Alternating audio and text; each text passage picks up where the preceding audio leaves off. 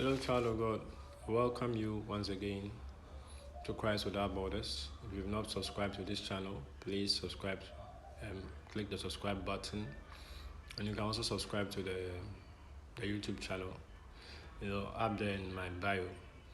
Now, this morning I want to speak about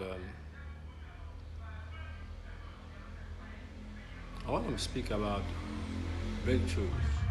I want to speak about breakthroughs, and I also want to throw more light um, around blessings, and we needing to have a point of contact, to be able to receive blessings from God.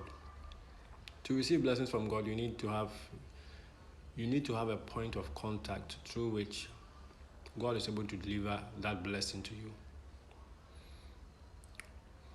But I'll first of all speak about breakthrough, And most of the time, you find people who have gathered in a place, gathered in a church, and it's a prayer session. They are praying for breakthrough, praying in the spirit, Breakthrough is not a prayer you pray for 3 hours and then you receive it. Breakthrough is not a prayer you pray for 3 hours and then there's breakthrough and then that is it. No. Why? Because breakthroughs are generational. They are transgenerational. The impact of breakthroughs can change an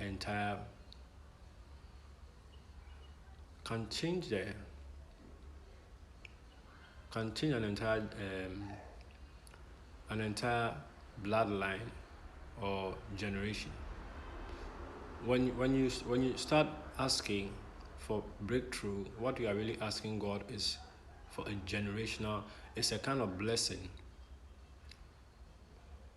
When you start praying for breakthrough, when you start asking God for breakthrough, what you are asking for is a kind of breakthrough.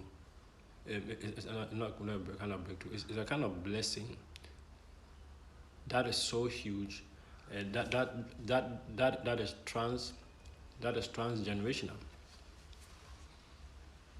So when you start talking about breakthrough, what you have to do is be ready for the training it comes with. But you find people gathered on school parks, gathered here, and we're praying for breakthrough. Breakthrough comes with intensive training. It comes with very intensive training. And once you start that journey and the process, if you don't turn your back, if you don't fail, then you get access to the generational blessings. I can point to a lot of our fathers, descendants, from Abraham, even Abraham himself. All he went through was to enter into that breakthrough. All that Abraham went through was for him to enter into that breakthrough. All the years he had to wait was for him to enter into that breakthrough. I can speak about another person, which is the man of Jacob, who will work 7 years, will be cheated several times, and will have to work another 7 years.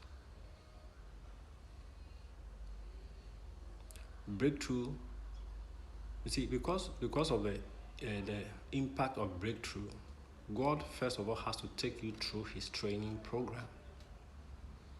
A lot of people don't understand it, and you find a lot of people praying for breakthrough because they think it's a 3-hour prayer and are not prepared for the intensive, I'm using intensive training program that comes with it.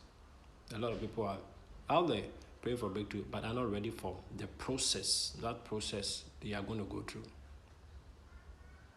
And when you start the process and you don't complete it, and for whatever reason, you turn your back, you forfeit it. You forfeit that breakthrough. So a lot of the things we are praying for is blessings. For blessings, you pray for 2 hours, 3 hours, something happens. But even with blessings, you need to have a point of contact for that blessing to come true. I've been through the Bible, I've read through the Bible. I've never seen where angels came down with gold, with money to anybody. I've never seen where angels came down with money or gold to anybody. What God does is what? God influences the heart of men to patronize what you are doing, to patronize what you are already involved with, to patronize whatever you're selling, to patronize whatever service you are rendering, yes, that is what he does. You are selling something, you are, whatever you're doing, it's either you're selling some goods or providing some services. That is a point of contact, and most of the time, a point of contact should be something that is controlled by you. You should have direct access to you. It should not go through anybody. You should own it, and through that, God can release that blessing when the time is due for it. But breakthrough is a totally different thing. And so we look at Father Abraham. All that pain, all that he went through was because of it. Because what he was working towards was a breakthrough. Jacob, what that he went through and all that pain, all that he was going through was also because he was working towards a breakthrough. We look at the man Joseph, and all the pain and all the evils done to him, all of that was so that he could enter into the breakthrough, and also because he could enter into the breakthrough, and as a result, save and help the 12 tribes of Israel, which God has already given a promise, when he spoke to Abraham. I can go further. We can speak to the man King David and all that he had to go through, all that he had to endure. He was walking towards a breakthrough. Breakthroughs come with intensive training from God, because what God was delivering to you is transgenerational, and he has to train you before he puts it in your hand, so that the enemy does not take it from you, the enemy does not destroy it, because the enemy doesn't want anybody to enter into breakthroughs. It doesn't want anybody to change the dynamic of the family, the bloodline, or their generation, or even the generations unborn. So the devil fights it because he wants everybody to come to him. He wants everybody to bow down to him. He wants people to sell their souls for this or sell their souls for that, and bow down to his will.